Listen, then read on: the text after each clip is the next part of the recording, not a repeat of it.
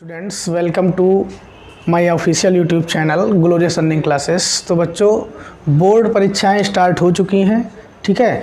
तो हम board exam के पॉइंट ऑफ व्यू से मैथ्स के मोस्ट एक्सपेक्टेड क्वेश्चंस लेकर के आ रहे हैं, जो तुम्हारे यूपी बोर्ड और सीबीएसई बोर्ड एग्ज़ाम के पॉइंट ऑफ व्यू से बहुत ही इम्पॉर्टेंट है, ठीक है। तो आज जो हम क्वेश्चन डिस्कस करने वाले हैं, तो ये क्वेश्चन तुम्हारा यूपी बोर्ड और सीबीएसई बोर्ड में बहुत ज़्यादा रिपीटेड क्वेश्चंस में से आया है, ठीक है। तो हम इस क्वेश्चन को आज डिस्कस करेंगे, ठीक है, और बहुत ही ईजिली समझेंगे कि हम इस क्वेश्चन को कैसे सॉल्व करें, ठीक है। ये तुम्हारा chapter number 8 application of integral, मतलब अवकलन के अनुप्रयोग वाले चैप्टर से लिया गया है, ठीक है। लेकिन ये बहुत ही मोस्ट एक्सपेक्टेड और बहुत ही इंपॉर्टेंट क्वेश्चंस हैं, ठीक है। तो आज हम डिस्कस करेंगे।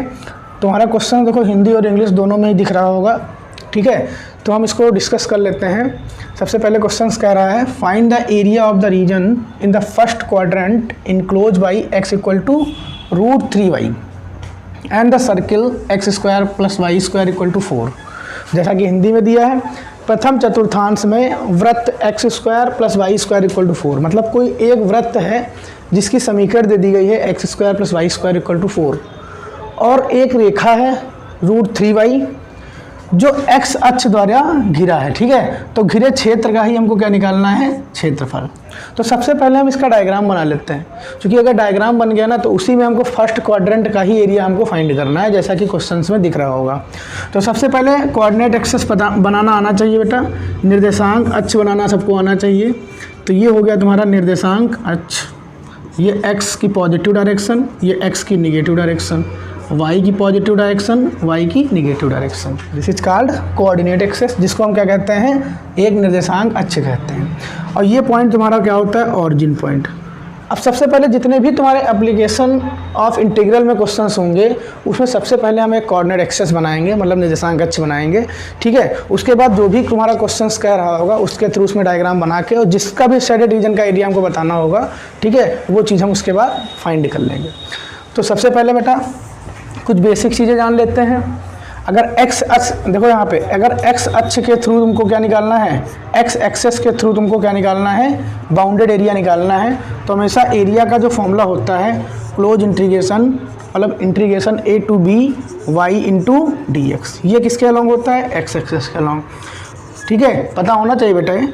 और y एक्सेस के अलॉन्ग अगर है, मतलब y अक्ष के अलॉन्ग अगर है, ठीक है, तो बाउंडेड एरिया का फॉर्मूला सबको याद होना चाहिए। लिमिट a to b, मतलब कुछ भी हो सकती है, कोई कांस्टेंट है, तो ये हो जाएगी x × dy, ये तुम्हारा y एक्सेस के अलॉन्ग होता है, ठीक है।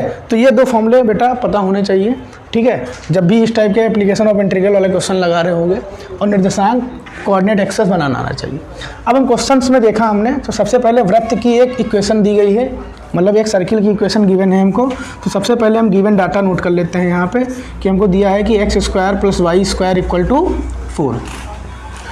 तो ये हमको सर्किल की इक्वेशन तो दिख रही है।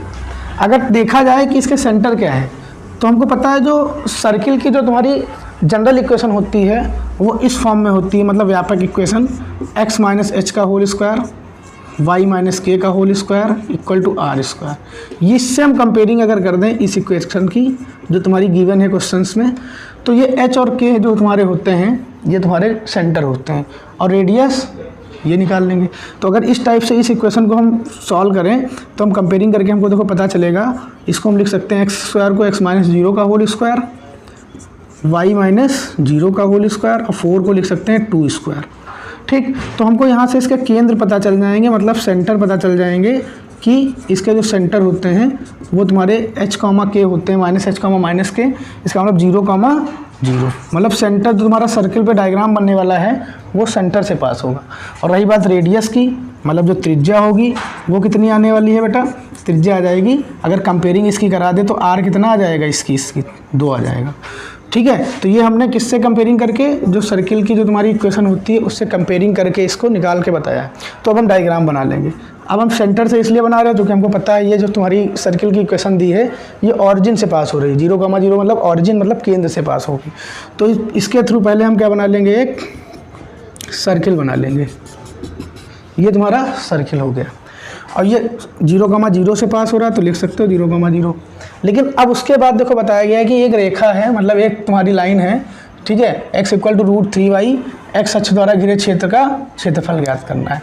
तो एक हमको इक्वेशन दे दी गई है x इक्वल टू √3y, तो एक लाइन भी इसको पास करेगी और हमको फर्स्ट क्वाड्रेंट में एरिया निकालना है। फर्स्ट क्वाड्रेंट हमेशा ये होता है, मतलब इसमें जो एरिया आएगा लाइन के थ्रू जो इसको कट करेगा सर्किल को, उसका एरिया फाइंड करना है। तो x इक्वल टू √3y, तो सबसे पहले सपोज कर लिया इक्वेशन नंबर फर्स्ट है, ये इक्वेशन तुम्हारी लाइन की गिवन थी, रेखा की, ये भी नोट कर लिया, और ये तुम्हारी वृत्त की थी, दी थी, ठीक है, रेखा की। अब दोनों ही इक्वेशन को सॉल्व करके सबसे पहला काम तुम्हारा क्या है, x और y की वैल्यू निकालना।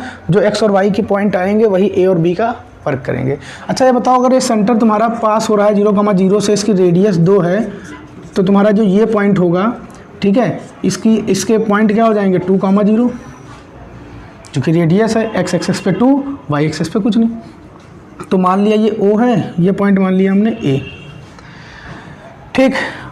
ऊपर देखेंगे तो ऊपर तुम्हारा हो जाएगा 0,2 y एक्सेस पे, क्योंकि हमको पता है x एक्सेस पे y 0 रहता है, y एक्सेस पे x 0, ठीक, ये तो पता होगी, प्रॉपर्टी होती है।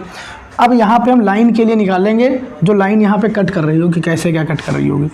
तो सबसे पहले line x equal to √3y है, इसका मतलब ये भी 0,0 से ही पास होगी। तो 0,0 से अगर पास होगी तो ये लाइन तुम्हारी जो होगी, ये इस टाइप से लाइन जा रही होगी, जो लाइन होगी। और ये लाइन कौन सी है, x इक्वल टू √3y वाली, क्योंकि अगर x 0 ले तो y 0 होगा, y ले तो 0, तो ये भी 0,0 से ही पास होगी।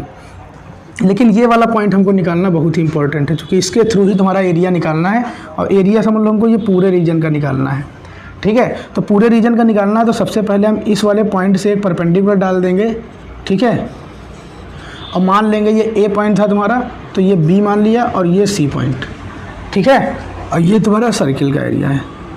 तो हमको फर्स्ट क्वाड्रेंट में साइडेड रीजन मतलब पूरा ये निकालना है एरिया, ठीक। तो यहाँ पे सबसे पहला काम है x, और इसको सॉल्व करके पॉइंट निकाल लेते हैं। तो अगर x इक्वल टू √3y यहाँ पुट कर दें इन इक्वेशन फर्स्ट में, तो x इक्वल टू √3y यहाँ पुट करेंगे, तो √3y का whole square plus y square equal to 4। तो √3 का स्क्वायर 3 हो जाएगा, 3y square plus y square equal to 4। तो 4y square equal to 4, 4 cut गया, तो y इक्वल टू क्या आ जाएगा, 1 आ जाएगा। y स्क्वायर इक्वल टू 1 आएगा, मतलब y इक्वल टू 1।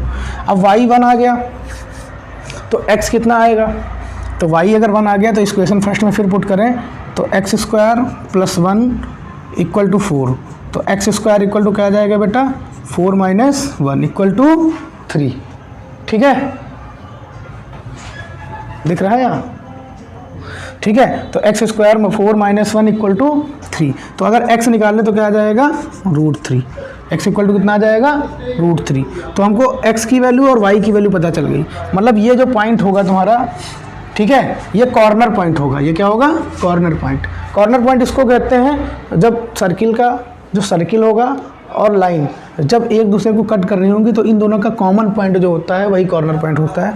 तो हमने इसका अब पॉइंट निकाल लिया। ये तुम्हारा आ जाएगा x √3 है, तो ये आ जाएगा √3, और y 1 आया है, तो √3, 1।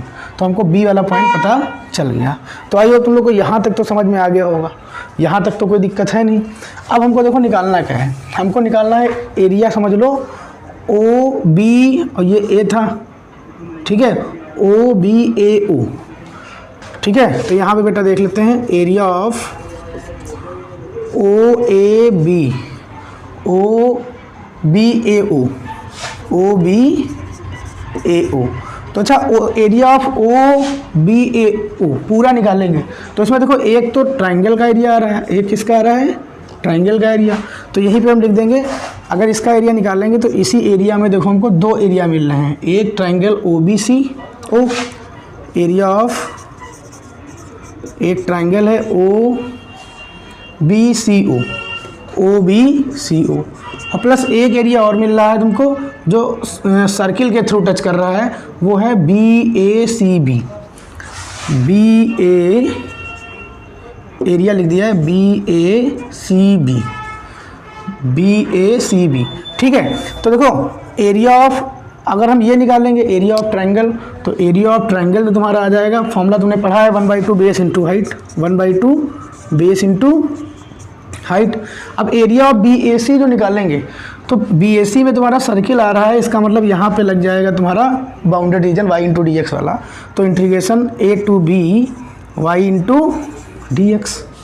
अब यहाँ पे a और b क्या लेंगे, अभी देखना बेटा, यहाँ पे हम लिमिट जो होगी तुम्हारी ये 2 से √3, ठीक है, या √3 से 2 लेंगे, क्योंकि √3 तुम्हारी स्मॉलर वैल्यू है और 2 लेस वैल्यू है।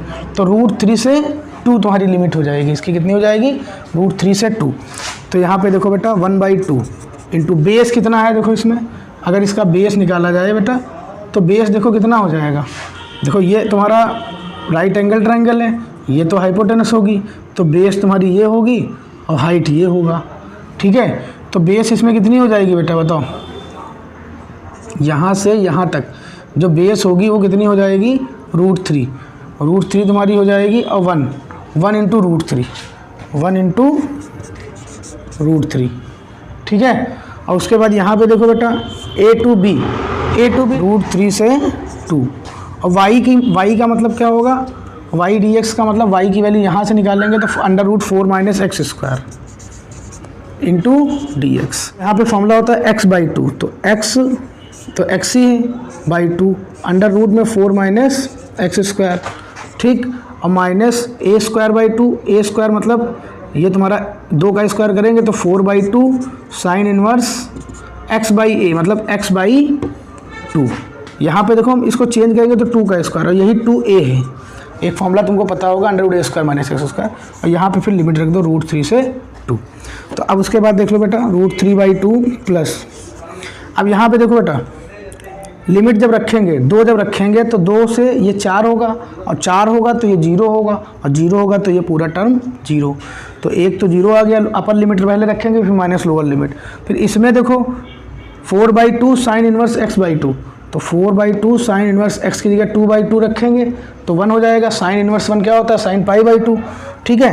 तो यहाँ पे देखो बेटा क्या आ जाएगा, इसमें जब लिमिट रखेंगे तो 4/2 मतलब 2 साइन इनवर्स साइन 1 मतलब साइन 1 मतलब साइन π/2 लिख सकते हैं इसको, 2 कट जाएगा।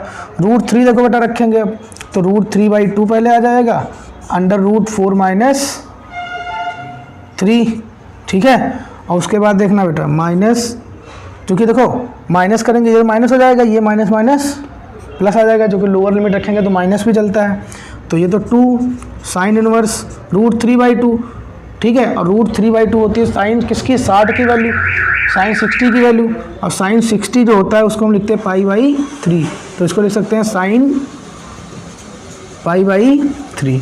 तो देखो बेटा कितना आंसर आएगा, √3/2, ठीक है।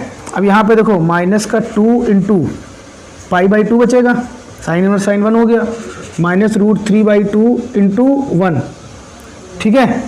अब यहाँ पे देखना ये हो गया, अब यहाँ पे हो जाएगा +2 इंटू π/3।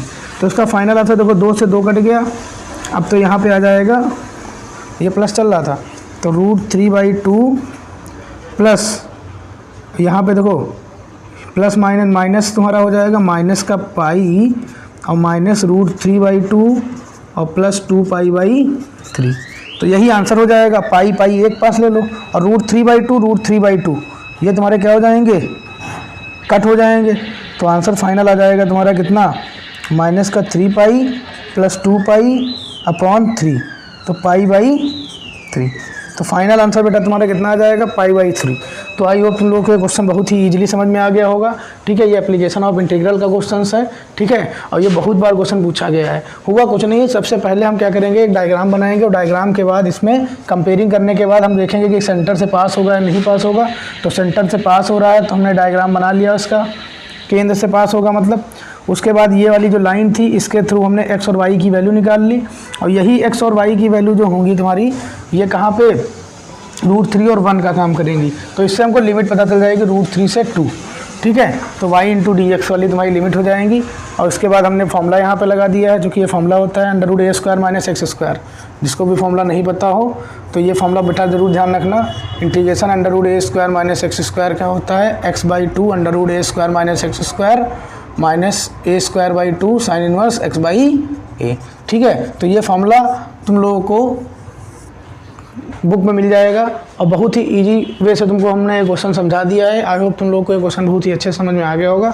ठीक है, तो जल्दी ही मिलते हैं नेक्स्ट वीडियो में। तब तक के लिए ये क्वेश्चन जो है प्रैक्टिस करने की कोशिश करो, और इस टाइप के क्वेश्चन जो भी बुक में मिल रहे हैं या कहीं भी मिल रहे हैं तो कोशिश करो कि इस टाइप के क्वेश्चन हमें जो है प्रैक्टिस करके अच्छे से जाना, क्योंकि इसमें हमको डायग्राम भी बनाना होगा, पॉइंट भी निकालने होंगे और इस टाइप से पूरा सॉल्यूशन भी करना होगा। ठीक है, तो ये क्वेश्चन हमेशा तुमको लॉन्ग में ही मिलने वाले हैं, शॉर्ट में तो नहीं मिलेंगे।